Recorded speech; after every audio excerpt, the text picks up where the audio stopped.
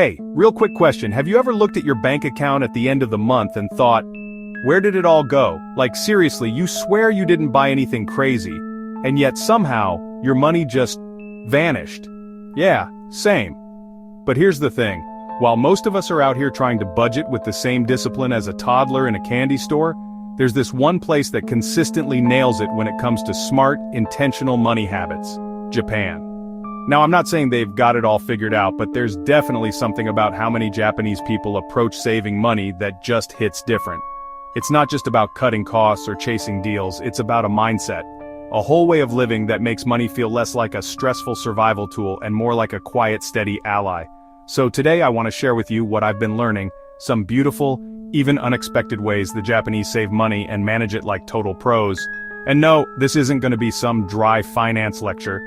Think of this like grabbing coffee with a friend who's been on a quiet mission to understand how people in Japan seem to balance simplicity, spending, and peace of mind, and now they're passing it all on to you. All right, let's get into it. So one of the first things I noticed is that in Japan, the concept of less is more isn't just an aesthetic. It's a financial philosophy.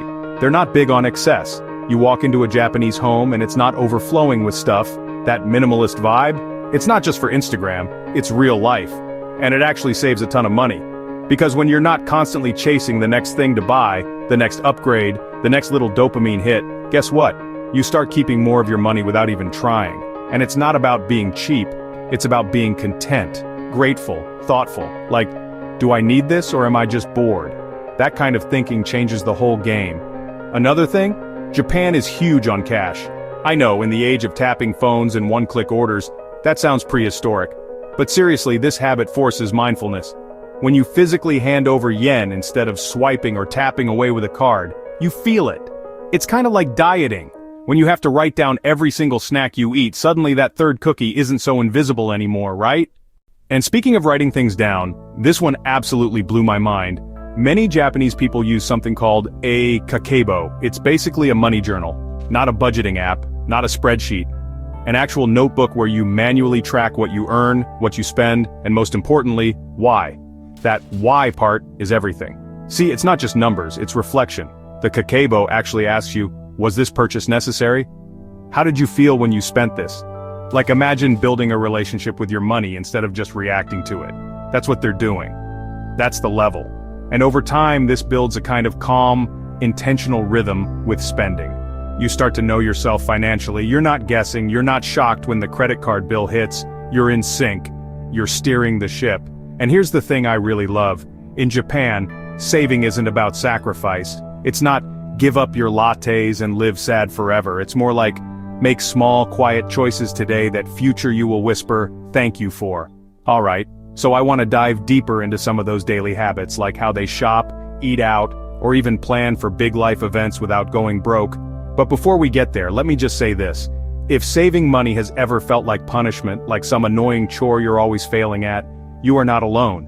But maybe you just need a new approach, a gentler one, a smarter one. So, let's talk about food for a second, because wow, if there's one place where a lot of our money disappears without us realizing, it's eating out, right? Those $8 lunches here, $12 there, the occasional delivery splurge that somehow ends up costing as much as groceries for a week. Yeah, been there way too many times. But in Japan, eating out is actually more intentional. Not only is it less frequent, but when people do go out, it's often a planned thing. Like a little treat, not a default setting. And what's really interesting is how home cooking is woven into the culture. Not in a strict, you must cook every night kind of way, but in this practical, almost peaceful rhythm. You'll find that a lot of Japanese homes prep simple meals, rice, veggies, some protein, nothing fancy, but super satisfying. They're big on using what they have, reducing food waste, and just not overcomplicating it. I remember watching this older Japanese woman on YouTube, just calmly preparing bento lunches with leftovers, cutting tiny portions, fitting everything perfectly into a box. And she said something like, if it's made with care, it tastes better. I felt that. And think about that. How often do we throw food away just because we forgot about it in the fridge? Or go grocery shopping without a plan and end up buying stuff we don't even cook? Japanese money habits go hand in hand with lifestyle habits. It's not just about spending less, it's about wasting less, whether it's time, food, or energy. And that extends to how they shop too. Like one thing that really stuck with me is how the Japanese approach buying new things, not with impulse but with pause. You don't usually see people walking around with 5 shopping bags of fast fashion. There's a slowness to their buying process, a pause, sometimes even a list. Or they'll wait until something wears out completely before replacing it. It's this kind of patience that's almost rare these days, right? We live in a see it, want it, click it world. But in Japan, there's a lot of pride in taking care of what you already have. Shoes get cleaned and repaired, clothes are mended. Electronics aren't replaced every year just because a new model came out. It's like a quiet rebellion against consumerism, and that mindset saves so much money over time. And here's another cool thing I learned. Many Japanese families have this low-key genius practice where they set specific envelopes aside for different expenses. It's not high-tech, it's literally just envelope budgeting. Like, this is for groceries. This is for transportation. This is for fun. Once the cash in the envelope is gone, that's it. They stop. It creates a natural boundary, and honestly, it makes spending kind of like a game. You start thinking, can I make this stretch? Can I be creative with what I have? And weirdly enough, those little limitations start feeling like freedom. You don't have to stress about overspending because you already gave yourself the limits. That's smart money management. It's not about restriction, it's about clarity. About being in control without being controlling. Oh, and you know what else they're really good at? Community. Like money isn't just a me thing, it's a we thing. Families often share resources, friends swap things instead of buying new. Local communities have second-hand markets or neighborhood exchanges, and it's not seen as cheap, it's normal. It's even kind of fun. I remember reading about this mom who said she hadn't bought her daughter's clothes new in years. Not because she couldn't afford to, but because other moms in her area had created this little circle where they passed clothes down as their kids outgrew them. No shame, no fuss. Just people helping each other out and saving money while doing it. Can you imagine how much less pressure that would take off? Honestly, the more I've learned, the more I've realized this isn't about mimicking everything Japan does. It's about adopting the spirit of it. Slowing down, thinking things through, asking if you're buying out of habit or need, finding joy in the simple stuff. That's the heart of it.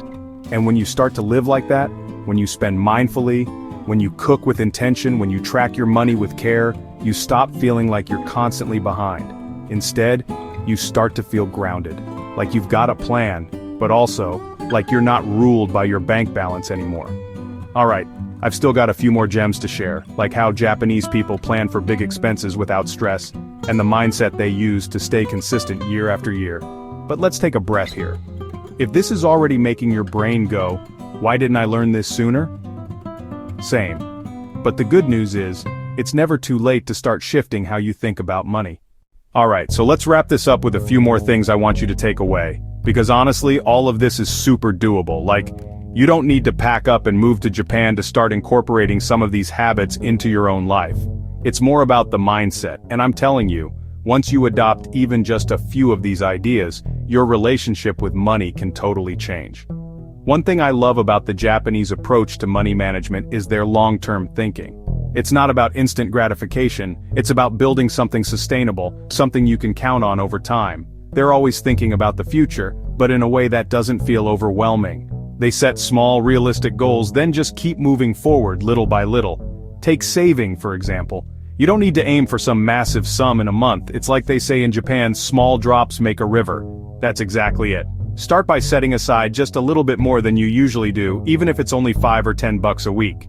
Eventually those small contributions add up. You won't even notice it happening at first, but before you know it, you've got a nice little cushion saved up, without the stress of trying to do too much too fast. And here's the kicker. It's not just about being good with money. It's about feeling good too. When you feel in control, when you feel like you've got your finances in a place that aligns with your life goals, it's honestly one of the best feelings ever. The Japanese don't just save money for the sake of it, they save it so they can live a more peaceful, less stressful life. And isn't that what we're all after, at the end of the day? More peace, more balance, more freedom? So, here's your challenge. This week, try just one of the things we talked about today. Maybe it's keeping a little spending journal, like the Kakeibo, or maybe it's setting up your own envelope system to make sure you're sticking to your budget. Or heck, maybe it's just taking a pause before every purchase and asking yourself, do I really need this? No pressure to change everything at once, Just pick one thing and see how it feels. You might be surprised by how much impact just a small shift can have. I'm seriously rooting for you. You've got this. And you don't have to do it alone. If you're inspired by this, share your journey with me.